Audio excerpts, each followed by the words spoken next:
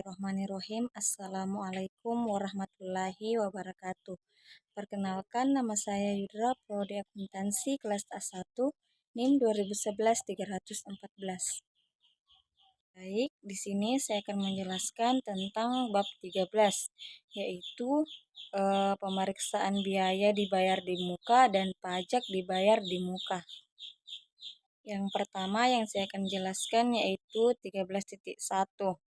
Sifat dan contoh biaya dibayar di muka dan pajak dibayar di muka.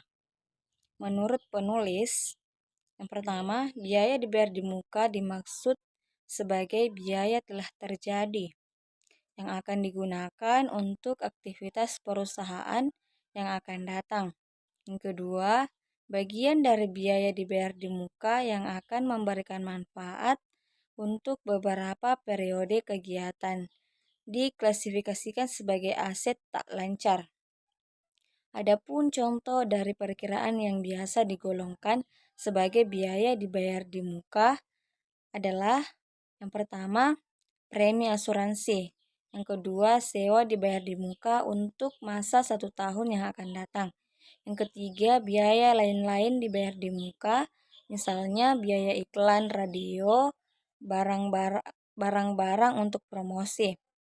Pajak dibayar di muka adalah pajak yang dibayar oleh perusahaan setiap bulan atau dipotong oleh pihak ketiga dan akan diperhitungkan sebagai kredit pajak di akhir tahun atau di akhir bulan.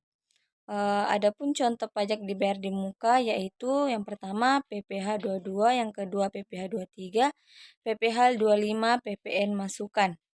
Yang dimaksud sewa dibayar di muka dalam buku ini adalah sewa operasi. Menurut Sak Etap, pembayaran sewa merupakan bahan sewa yang diakui berdasarkan metode garis lurus selama masa sewa. Meskipun pembayaran sewa dilakukan dalam jumlah yang tidak sama setiap periode. Yang kedua yang saya akan jelaskan yaitu 13.2. Tujuan pemeriksaan biaya dan pajak dibayar di muka. Yang pertama itu untuk memeriksa apakah terdapat internal kontrol yang cukup baik atas biaya dan pajak dibayar di muka. Yang kedua, untuk memeriksa apakah biaya yang mempunyai kegunaan untuk tahun berikutnya sudah dicatat sebagai biaya dibayar di muka. Yang ketiga, untuk memeriksa apakah biaya dibayar di muka yang mempunyai kegunaan untuk tahun berjalan telah dibebankan atau dicatat sebagai biaya tahun berjalan. Yang keempat, untuk memeriksa apakah pajak dibayar di muka didukung oleh bukti setoran atau pemungutan pajak yang sah dan lengkap, sehingga bisa diperhitungkan sebagai kredit pajak pada akhir periode. Yang kelima, untuk memeriksa apakah penyajian biaya dan pajak dibayar di muka dalam laporan keuangan sudah sesuai dengan standar akuntansi keuangan yang ada di Indonesia. Dan yang terakhir yang saya akan jelaskan yaitu 13.3. Prosedur pemeriksaan biaya dan pajak dibayar di muka yang disarankan. Prosedur pemeriksaan dibagi atas prosedur compliance test dan prosedur substantive test. Yang pertama yaitu prosedur pemeriksaan untuk compliance test. Yang pertama, dalam hal ini internal kontrol yang digunakan tercakup dalam internal kontrol questionnaires atas pengeluaran kas dan setara kas. Lakukan tes transaksi atas biaya dan pajak dibayar di muka. Yang digunakan sebagai sampel biasanya adalah bukti pengeluaran kas dan bank. Yang kedua, tarik kesimpulan mengenai internal kontrol atas biaya dan pajak dibayar di muka.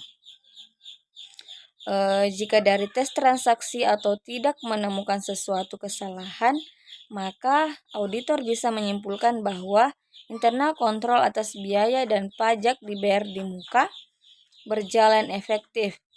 karena substantif tes atas perkiraan biaya dan pajak dibayar di muka bisa dipersempit.